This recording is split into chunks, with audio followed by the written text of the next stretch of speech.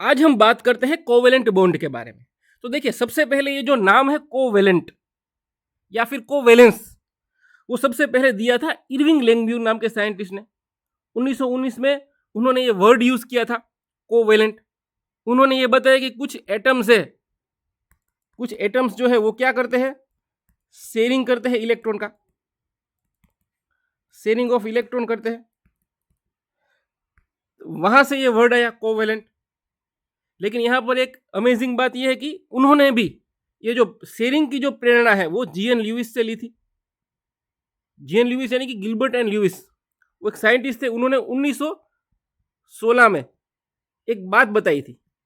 उन्होंने ये बात बताई कि जो एटम्स है वो इलेक्ट्रॉन शेयर करते हैं, और जो इलेक्ट्रॉन शेयर होते हैं वो वैलेंस सेल के इलेक्ट्रॉन होते हैं, यानी कि जो बाह्यतम कक्षा है उसके इलेक्ट्रॉन शेयर होते हैं, और उसको हम ड्रॉ भी कर सकते हैं।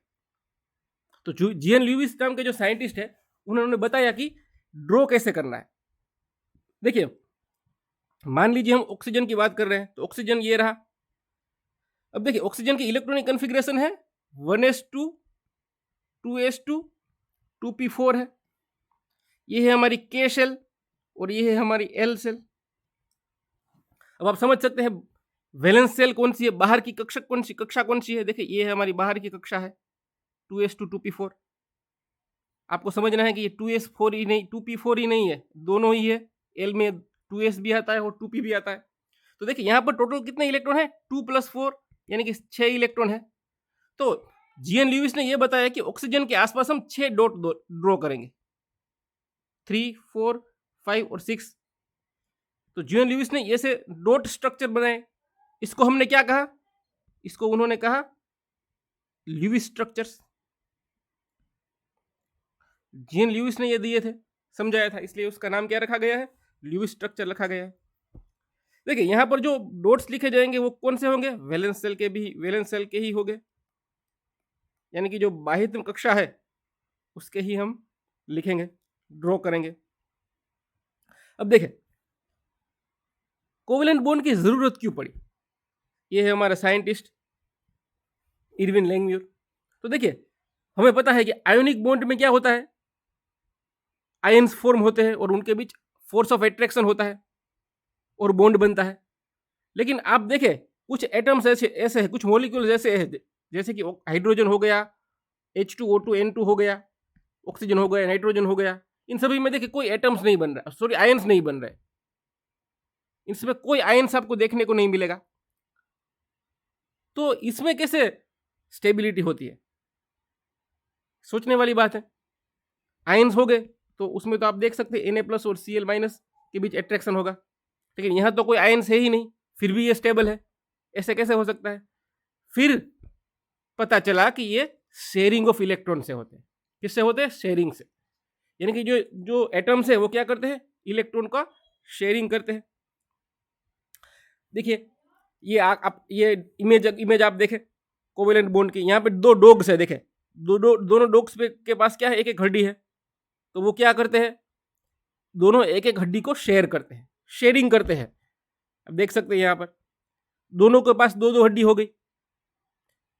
तो इस प्रकार से शेयरिंग होता है।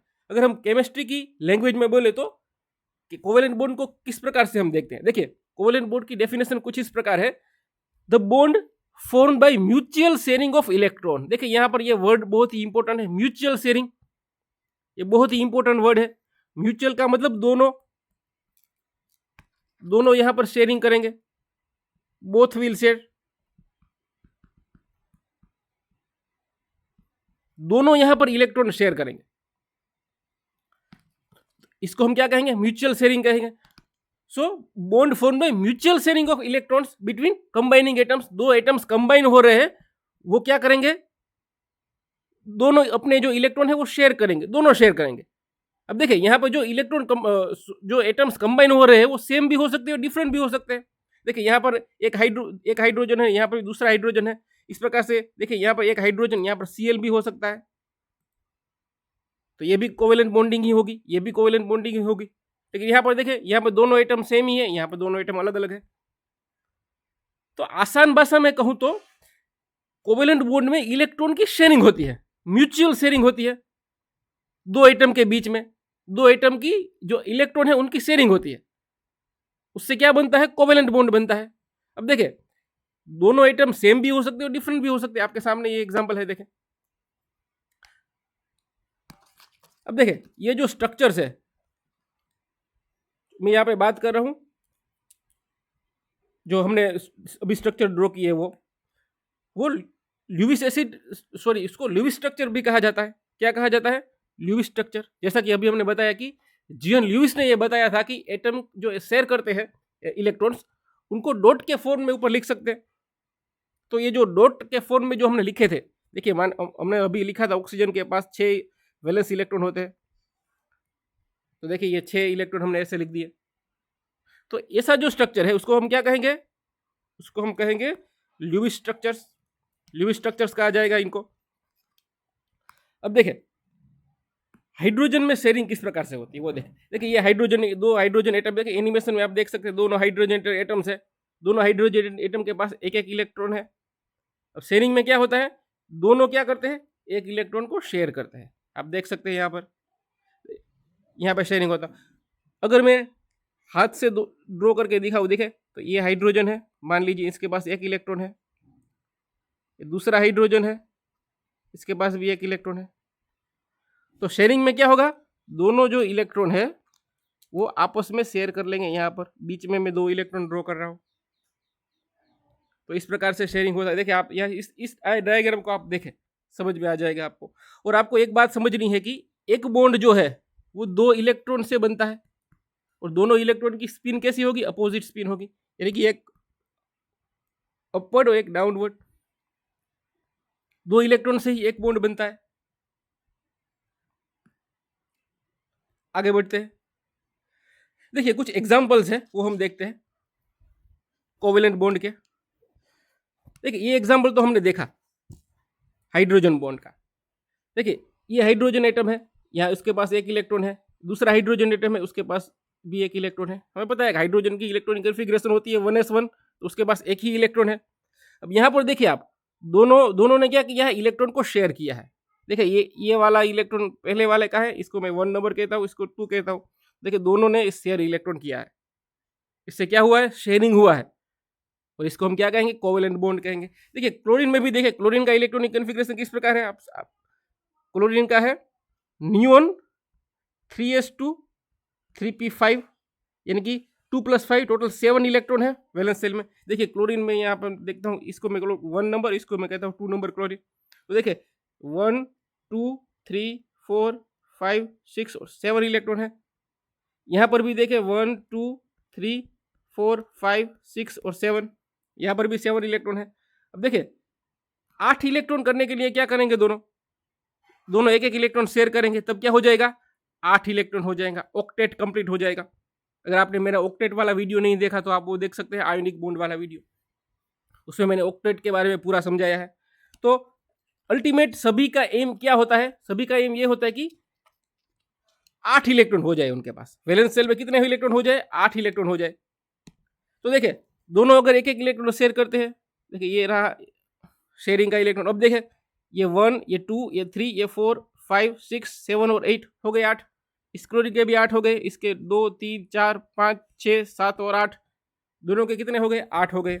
इस प्रकार ऑक्सीजन का देखिए आप, ऑक्सीजन का इलेक्ट्रॉनिक कन्फिग्रेशन है 1s2 2s2 2p4, यानी कि ये बाह्यतम कक्षा जो है वैलेंस सेल, उसमें 6 इलेक्ट्रॉन है। देखिए यहाँ पर ऑक्सीजन के ये 1 ये 2 ये 3 ये 4 ये 5 और 6, यहाँ पर भी देखिए 1 2 3 4 5 और 6।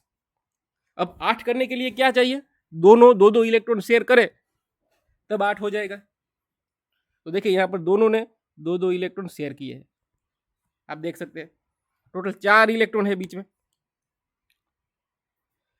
इस प्रकार से नाइट्रोजन का देखिए, नाइट्रोजन के जो वैलेंस सेल है उसमें 5 इलेक्ट्रॉन है।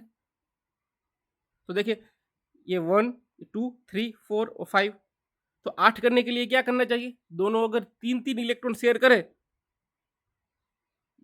यानी कि टोटल 6 इलेक्ट्रॉन, तो क्या हो जाएगा, 8 इलेक्ट्रॉन हो जाएंगे। देखिए आप यहाँ पर 3 पेयर शेयर हो गए। अब देखिए ये तो सेम एटम की बात की। अगर डिफरेंट एटम हो तो उसमें भी कोवेलेंट बॉन्ड फॉर्म हो सकता है। सिंपल एग्जांपल है HCl का। देखिए हाइड्रोजन के पास एक इलेक्ट्रॉन है, इज ए क्रॉस मैंने बताया है यहाँ पर। क्लोरीन के पास 7 इलेक्ट्रॉन है, अभी हमने देखा 3 4 5 6 और 7 इलेक्ट्रॉन। देखे आप गिन लीजिए, रेड मैंने किया हुआ है। तो क्लोरीन को एक इलेक्ट्रॉन चाहिए, हाइड्रोजन के पास एक इलेक्ट्रॉन है, तो क्या करेंगे, दोनों इलेक्ट्रॉन अपना एक एक इलेक्ट्रॉन शेयर करेंगे। इससे क्या होगा, हाइड्रोजन के पास 2 इलेक्ट्रॉन हो गए और क्लोरीन के पास कितने हो गए, 8 हो गए। इसलिए HCl स्टेबल हो गया।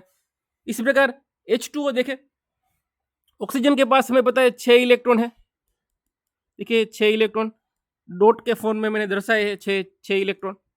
अब ऑक्टेट कंप्लीट करने के लिए कितने चाहिए, 8 इलेक्ट्रॉन चाहिए। तो हाइड्रोजन 2 है, दोनों के पास एक एक इलेक्ट्रॉन है, वो शेयर करेंगे अपना। तो 6 प्लस दोनों हाइड्रोजन के एक कितने हो गए, 8 हो गए। इस प्रकार से स्टेबिलिटी हो गई। अब देखें मीथेन में, देखें मीथेन में भी कुछ इस प्रकार है। कार्बन के पास वैलेंस शेल में कितने इलेक्ट्रॉन है, 4 है। कार्बन की इलेक्ट्रॉनिक कन्फिग्रेशन किस प्रकार है, 2s2 2p2 है, हीलियम 2s2 2p2, यानी कि 2 + 2 यानी कि 4 इलेक्ट्रॉन है वैलेंस शेल में। तो देखिए 4 हाइड्रोजन है, चारों हाइड्रोजन से वो एक एक इलेक्ट्रॉन शेयर करवाएगा, 4 अपने और 4 अलग अलग हाइड्रोजन के एक एक इलेक्ट्रॉन कितने हो गए, 8 हो गए। तो इस प्रकार से मीथेन का स्ट्रक्चर बनेगा। अब देखिए ये जो कोवेलेंट बॉन्ड है उसके 3 टाइप है, single covalent bond, double covalent bond और ट्रिपल कोवेलेंट बॉन्ड। उनको हम देखते हैं। तो देखिए जो सिंगल कोवेलेंट बॉन्ड है उसमें एक ही इलेक्ट्रॉन पेयर की शेयरिंग होती है, उससे क्या बनता है, सिंगल कोवेलेंट बॉन्ड बनता है। उसको डॉट के फॉर्म में दिखाया जाता है। जैसे कि हाइड्रोजन हो गया, देखिए हाइड्रोजन के पास एक इलेक्ट्रॉन है, इस हाइड्रोजन के पास एक इलेक्ट्रॉन है, ऐसे है। इसको मैं देखिए ऐसे लिखता हूँ, ठीक से मैं लिखता हूँ, देखें इसलिए आपको समझ में आएगा। मान लीजिए हाइड्रोजन है और इसका ये बाहर का इलेक्ट्रॉन है। देखिए यहाँ पर भी देखें ये बाहर का इलेक्ट्रॉन है, सेंटर पॉजिटिवली चार्ज होता है। अब क्या होगा, शेयरिंग होगा। देखिए इस प्रकार दोनों इलेक्ट्रॉन देखिए शेयर हो गए इस प्रकार से। तो देखिए यहाँ पर 2 इलेक्ट्रॉन शेयर हुए, यानी कि एक पेयर शेयर हुई, पेयर यानी कि 2।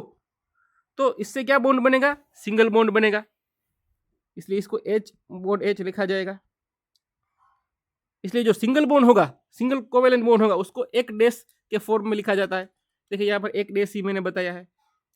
तो देखिए आपको एक बात समझनी है कि 2 इलेक्ट्रॉन से एक बॉन्ड बनता है, ये आपको याद रखना है। अब देखिए दूसरी बात, डबल कोवेलेंट बॉन्ड। देखिए जब भी 2 इलेक्ट्रॉन पेयर शेयर होता है तब क्या बनता है, डबल कोवेलेंट बॉन्ड बनता है।